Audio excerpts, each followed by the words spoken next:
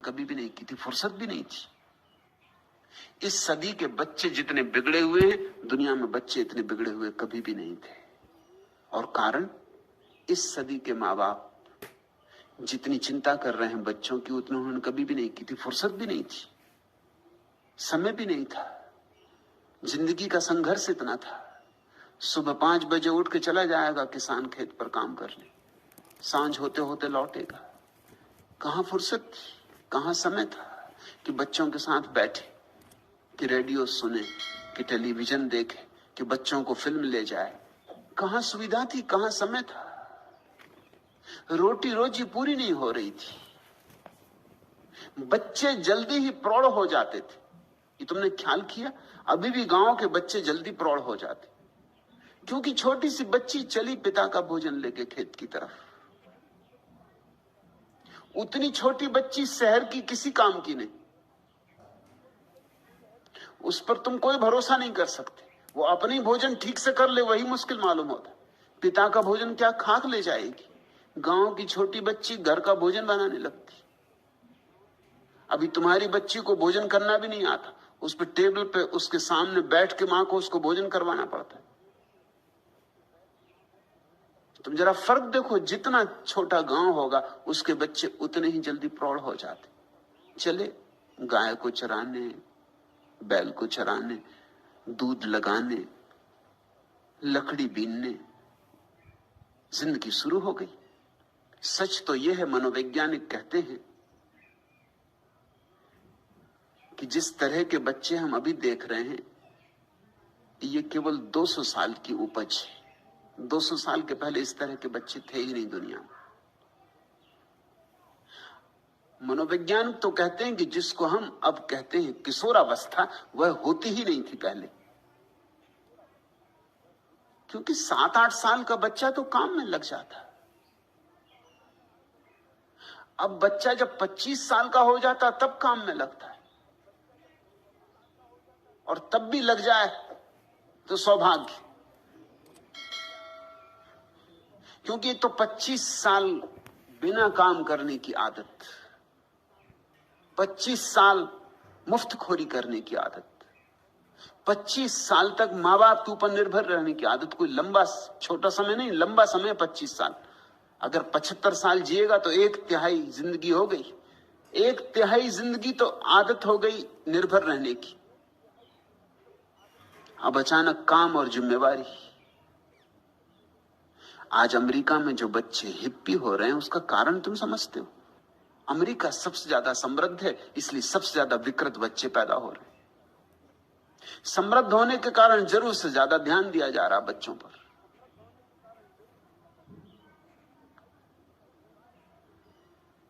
बच्चों को साइकिल ही नहीं चाहिए, कार भी चाहिए। छोटे छोटे बच्चे कार चला रहे हैं। सबसे ज्यादा दुर्घटनाएं उन्हीं से होती। सबसे ज्यादा कार की दुर्घटनाएं 18 वर्ष से लेकर 25 वर्ष के बीच के लड़के करते, लड़कियां करती। और सबसे ज्यादा अपराध भी वही करते। सबसे ज्यादा उपद्रव भी 18 और 25 साल के बीच के बच्चे करते। खाली है, ताकत हाथ में आ गई, काम कुछ है नहीं। यूनिवर्सिटी में आग लगाओ, फर्नीचर तोड़ दो, खिड़कियों के कांच तोड़ दो, कुछ तो करना होगा। ये तुम कल्पना नहीं कर सकते थे, क्योंकि 25 साल का पुराने जमाने का आदमी तो बड़ा प्रौढ़ होता था। क्योंकि 7-8 साल का होता तब तो काम में लग जाता है, और भी गरीब घर का होता तो और भी पहले काम में लग जाता। जिम्मेदारियां सिर पे आती तो अनुभव आता, अनुभव आता तो समझ आती। 25 साल का होते होते तो जीवन का इतना अनुभव हो जाता था कि वो इस तरह की मूर्ताएं कर सकता था जो आज के लड़के और लड़कियां कर रहे हैं। असंभव। उसमें एक गुरु गंभीरता आ जाती थी, उसे जीवन का एक पाठ मिल गया होता था। आज हम सोचते हैं बच्चों को हम शिक्षा दे रहे हैं, लेकिन जीवन के पाठ से हम उनको वंचित रख रहे हैं, और उनका इतनी फिक्र हम कर रहे हैं कि न वो अपना पजामा का नाड़ा बांध सकते, वो भी मां बांध रही। अब मैं सोचता हूं वीणा की तस्वीर के बांध रही बच्चों के नाड़े। अब भजन भी गा रही होगी तो नाड़ा खुल जाता होगा, नहीं बनता होगा, बच्चे को नाराजगी आती होगी कि ये बात क्या है। पहले नाड़ा बिल्कुल ठीक बनता था, अब रास्ते में ही खुल जाता है। मां ध्यान नहीं दे रही ठीक से। बच्चों के बस्ते, उनका सामान तू रख रही होगी, अब उनको खुद रखना पड़ रहा होगा। उनको खाना खिलाने के लिए टेबल पे बैठ रही होगी, खाना खा।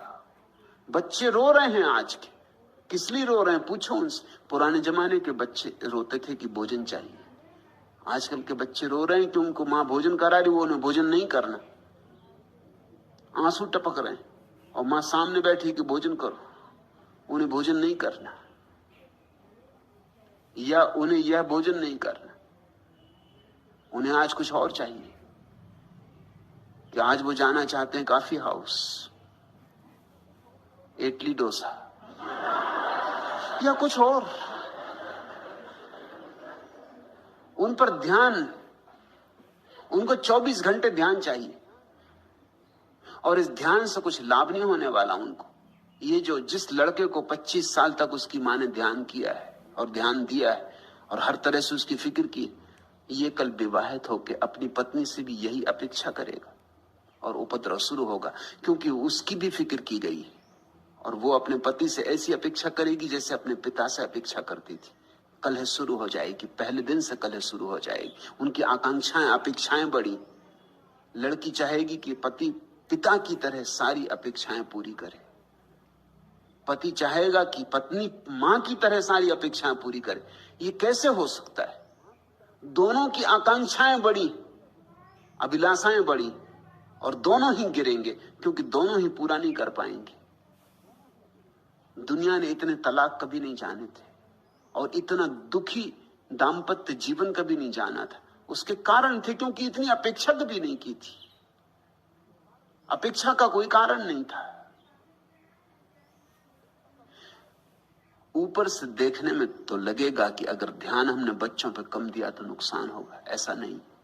और भी एक बात तुझसे कहूं कि अक्सर हम बच्चों पर ध्यान देते हैं जब बच्चे बीमार होते, परेशान होते, रुग्ण होते।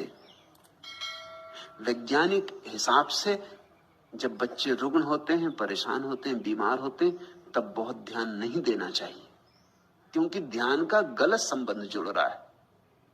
बच्चा बीमार है तब मां उसके पास बैठकर सिर दबा रही। अब जब भी इस बच्चे को भविष्य में सिर दबाना होगा, ये बीमार हो जाएगा। पतिदेव घर आके एकदम लेट ही जाएंगे बिस्तर पे, दफ्तर में बिल्कुल ठीक थे, घर आती सिर दर्द हो जाते। वो चाहते कि पत्नी उनका सिर दबाए, पैर दबाए, उनके आसपास खुशामद करे कि वो बड़ा काम करके लौटे। और पत्नी भी, पति जब तक घर नहीं आते तब तक बिल्कुल ठीक मालूम होती है, रेडियो सुन रही और अखबार पढ़ रही। और जैसे ही पति आए कि बिस्तर से लग जाती। वो भी चाहती कि पति उसके सिर पर हाथ रखे, क्योंकि पति हाथ ही सिर पर तब रखते हैं जब पत्नी बीमार होती। स्त्रियों ने तो बीमार होने की कला सीख ली। उनको पक्का पता है कि उन पर ध्यान ही तब दिया जाता है। पत्नी बीमार हो जाए तो पति पूछने लगता है कि साड़ी लेनी, क्या करना,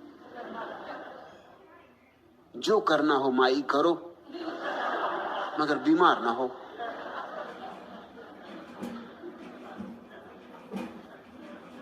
पत्नी भी जानती है कि जब बीमार हो तभी पति ध्यान देता, नहीं तो पति अपना अखबार पढ़ता है, ध्यान देने की फुर्सत कहां। वो आते ही से अपने पैर फैला के अखबार की ओर में हो जाता।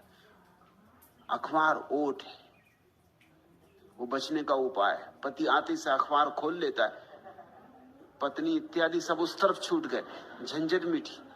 अब वो एक ही अखबार को कई दफे पढ़ता है। मैं एक घर में मेहमान था, मैंने देखा कि वो सज्जन सुबह भी उसी अखबार को पढ़ रहे, दोपहर भी उसी को पढ़ रहे, शाम को भी जब पढ़ने लगे मैंने कहा सुनो, तुम शुरू से लेकर आखिर तक कई बार पढ़ चुके। वो भी थोड़े चौंके एकदम। उन्होंने कहा आप ठीक कहते, मगर ये मेरी रोज की आदत, क्योंकि यही बचने का उपाय है। मैं अखबार पढ़ता रहता हूं, पत्नी कुछ भी कहती तो मैं ऐसा दिखाता रहता हूं मैं सुन ही नहीं रहा हूं। क्योंकि सुनो कि झंझट, सुना कि जेब पे हमला, बहरे हो जाना पड़ता है। यह अखबार बड़ी सुविधा है। इसमें ऐसा लगा रहता है पत्नी समझती मैं अखबार पढ़ रहा हूं।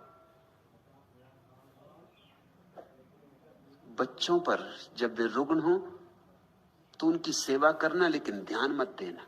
इन दोनों में बड़ा भेद है। जो जरूरत हो अपेक्षा पूरी करना, उनकी दवा की जरूरत हो दवा दे देना, उनको कंबल उड़ाना हो कंबल उड़ा देना, लेकिन ज्यादा उनकी खुशामद मत करना। कहीं ऐसा ना हो कि तुम्हारी खुशामद उनके भीतर बीमारी में न्यस्त स्वार्थ बन जाए। कहीं ऐसा ना हो कि उनको लगने लगे कि जब भी ध्यान चाहिए हो तो बीमार हो जाने से मिलेगा। मनोवैज्ञानिक कहते हैं कि दुनिया में 70% बीमारियां मानसिक है। 70% बड़ा अनुपात है। और ये 70% बीमारियां ऐसी हैं जो तुम चाहते हो कि हो जाएं। तुमने देखा परीक्षा के वक्त बच्चे बीमार हो जाते। परीक्षा के वक्त सारी दुनिया में बच्चों की बीमारियां एकदम बढ़ जाती, क्योंकि बीमारी सुगम उपाय है बचने का। परीक्षा देने की जरूरत नहीं, बीमार है। या अगर देनी भी पड़ी परीक्षा और पास ना हुए तो भी कोई ये नहीं कह सकता कि कोई हमारी भूल हुई, बीमार थे। या अगर तृतीय श्रेणी में आए तो भी चलेगा, क्योंकि बीमार थे, क्या कर सकते हो।